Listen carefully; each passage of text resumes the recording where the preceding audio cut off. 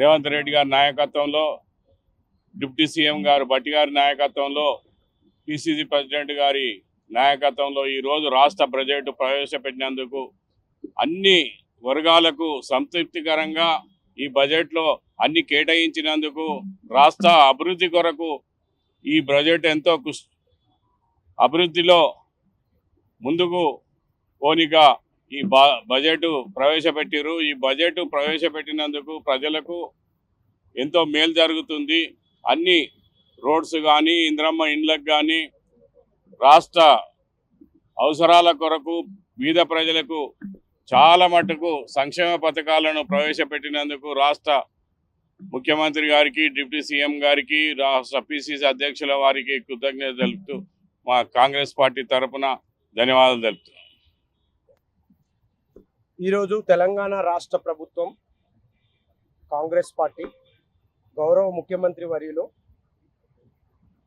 ఉప ముఖ్యమంత్రి వర్యులు బట్టి విక్రమార్క గారు, మా పిసిసి అధ్యక్షులు మహేష్ కుమార్ గౌడ్ గారి నేతృత్వంలో, మా మంత్రివర్గం, మా ఎమ్మెల్యేలు, మా సహచర ఎమ్మెల్సీలు అందరి నేతృత్వంలో ఈరోజు తెలంగాణ రాష్ట్రానికి ఒక వన్నె తెచ్చే విధంగా ఈరోజు బడ్జెట్ ప్రవేశపెట్టింది. కేంద్రం మా మీద వివక్ష చూపుతున్నా కానీ కూడా సీఎం గారి అండదండలతోటి, మా మంత్రివర్గం అందరి అండదండలతోటి తెలంగాణలో ఉన్న రాష్ట్ర ప్రభుత్వం ప్రజాపాలన ఏర్పడిన తర్వాత ప్రజలలో తిరుగుతూ అనుక్షణం ప్రజల మధ్యలోనే ఉంటూ ప్రజల బాగోకులు చూసుకోవడానికి కార్మికులు, కర్షకులు, అదేవిధంగా మా 6 గ్యారంటీలలో మహిళలను గౌరవిస్తూ ఇవన్నీ గౌరవిస్తూ ఈరోజు తెలంగాణ రాష్ట్ర ప్రభుత్వం, కాంగ్రెస్ ప్రభుత్వం ఇంత చక్కటి బడ్జెట్ ప్రవేశపెట్టినందుకు తెలంగాణ కాంగ్రెస్ వాదిగా ఈరోజు మేమందరం కూడా హర్షిస్తూ ఉన్నాం.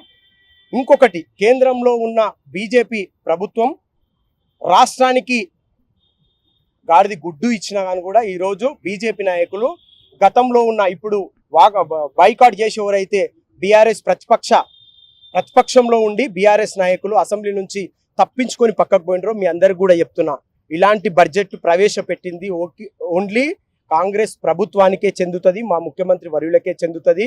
మీరేదో అడ్డగోలిగా కేంద్రంలో ఉన్న గవర్నమెంట్, అదేవిధంగా ప్రతిపక్షంలో ఉన్న మీరు తప్పించుకొని పోతే మా కాంగ్రెస్ మీద ప్రజల యొక్క ఆశీర్వాదం ఉంది.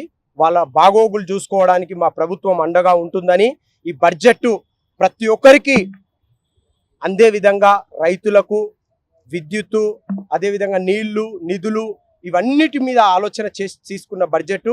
మీరు ఎవ్వరేం చెప్పి ప్రజల్లోకి వెళ్ళి మీరు ప్రభుత్వం మీద నిందలేసినా కానీ కూడా ఎవరు కూడా నమ్మరు. మీరు ఎవరు మాట్లాడుతూ ఉన్నారు ఒక 2 నిమిషాల ముందు, ప్రజల చెవులలో పూలు పెట్టింది. 10 సంవత్సరాలు మీరు పూలు పెట్టింది మాకు సరిపోలే, ఇప్పుడు పూలు పెట్టినట్టు కనిపిస్తుందా? ఖబర్దార్ అని చెప్పి మీ అందరికి కూడా సూచిస్తున్నాం. ఈ బడ్జెట్ ప్రతి ఒక్కరికి, ఎస్టీ, ఎస్సీ, బీసీ, మైనారిటీ అన్ని వర్గాలకు, అంతమంది నాయకులకు, ప్రజలకు న్యాయం చేసే విధంగా ఉందని ఇలాంటి మంచి బడ్జెట్ ప్రవేశపెట్టిన మా నాయకులందరికీ కూడా శిరస్సు వంచి వాళ్ళందరికీ కూడా వందనం తెలియజేస్తూ ఈ అవకాశం ఇచ్చిన మా పెద్దలందరికీ కూడా మళ్ళొకసారి నమస్కారం తెలుస్తూ ముగిస్తా ఉన్నాం.